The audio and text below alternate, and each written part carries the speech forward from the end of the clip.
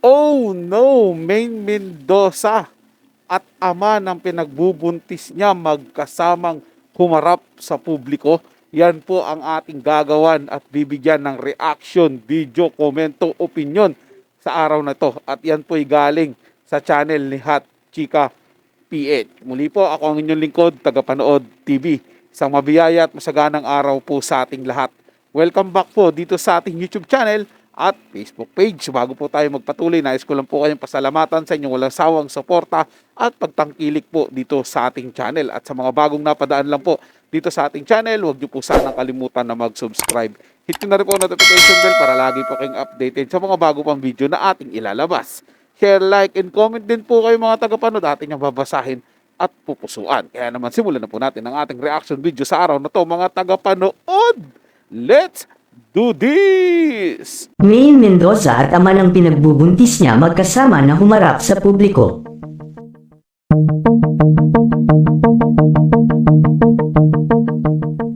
Ngayong araw nga ay emosyonal na humarap sa publiko ang aktres na si Maine Mendoza at ang daddy ng magiging baby niya.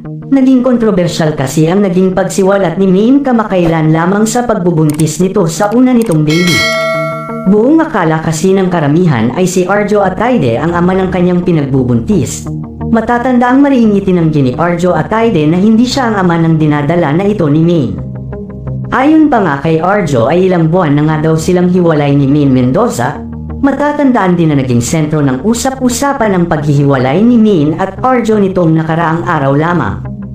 Dahil na din sa kung ano nga ba ang totoong dahilan ng kanilang biglaang paghihiwalay, ngayon nga na halos matakpan na ang isyu patungkol sa kanilang paghihiwalay ay usap-usapan naman nga ang pagbubuntis na ito ni Maine Mendoza. Samot-sari nga ang naging reaksyon ng mga netizens patungkol sa pagbubuntis na ito ni Maine. Ayon nga sa karamihan ay siguro ay si Maine ang unang nangaliwa sa relasyon nila ni Arjo Ataide.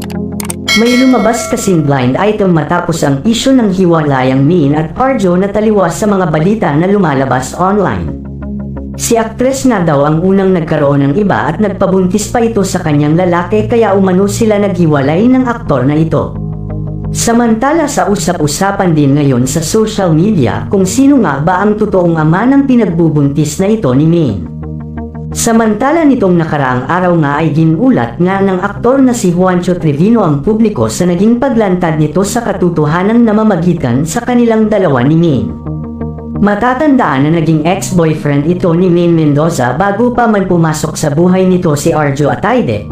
Naging mahirap nga para kay Maine at Juancho ang naging set-up ng kanilang relasyon noon dahil kinailangan nila itong itago sa publiko para sa career noon ng Aldab. Ito nga din daw ang dahilan kung bakit mabilis na sinukuan ni Juancho noon si Maine dahil sa sitwasyon nila na hindi nila maipagsigawan sa publiko ang kanilang relasyon. Samantala sa naging pag-amin nga ni Juancho sa katotohanan na siya ang ama ng pinagbubuntis ngayon ni Maine ay inaabot naman ito ng pambabatikos mula sa fans ni Maine at sa mga netizens na nakikisawsaw sa nasabing issue. Dahil dito ngayong araw nga ay lakas loob ng humarap sa publiko na magkasama si Maine at ang ama ng pinagbubuntis niya. Naging emosyonal nga ang mga ito nang humarap at magsalita sa harap ng publiko. Inamin nga ng mga ito na totoong nagkabalikan na silang dalawa matapos nga daw na maghiwalay ni Maine at Arjo Ataide. Ayon nga kay Maine sana daw ay maintindihan sila ng mga netizens sa kung anong meron silang dalawa ni Juancho. Hindi umano niya sinasadyang saktan ng fans nila ni Arjo sa naging desisyon nilang dalawa na maghiwalay, ngunit sadya umano sigurong hanggang doon na lang silang dalawa ni Arjo.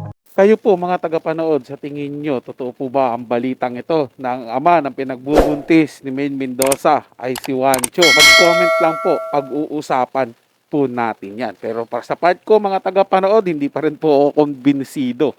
Kasi para saan pa yung pagpapakasal nilang dalawa tapos maghihiwalay din po sila. 'Di ba? Kaya para saan pa yung sumumpa sila dun sa dambana, 'di ba? Na magsasama sila sa hirap at ginhawa, 'di ba? Ang dami nilang pinagdaanan para makasal lang po sila. Naging controversial pa nga po 'yun dahil ang dami pong ang daming bumabatikos. Kasi nga po, 'di ba, ang kasal po nila noon ay sinabayan po ng bagyo 'yon. Matindi pong tag-ulan at medyo nakialam pa nga po doon si Noli de Castro at parang sinisisi pa sila Maine Mendoza at Arjo Ataide doon sa kasal nila dahil daw po may bagyo. Well, ganun po talaga mga tagapanood. Pag nasa showbiz po, yung mag-asawa ay hindi po natin sigurado talaga na magtatagal dahil kaliwat kanan po ang mga matang nakatingin po sa kanila at marami pong nag-aabang na mga nangyayari. Yung iba gagawa ng kwento, yung iba naman katotohanan. So depende po sa kanila yan mga tagapanood. Basta tayo mag-aabang lang po kung ano man yung tunay na katotohanan. So yun lang po mga tagapanood. No? Nagustuhan nyo po yung ating talakayan sa araw na to. Kung kayo bago lang po na napadaan dito sa ating channel, huwag nyo po sanang kalimutan na mag-subscribe. Hit nyo na rin po notification bell para lagi po kayong updated sa mga bago pang video na ating ilalabas. Share, like, and comment din po kayo mga tagapanood. Atin yung babasahin at pupusuan. So hanggang sa muli po, ito yung Tagapanood TV.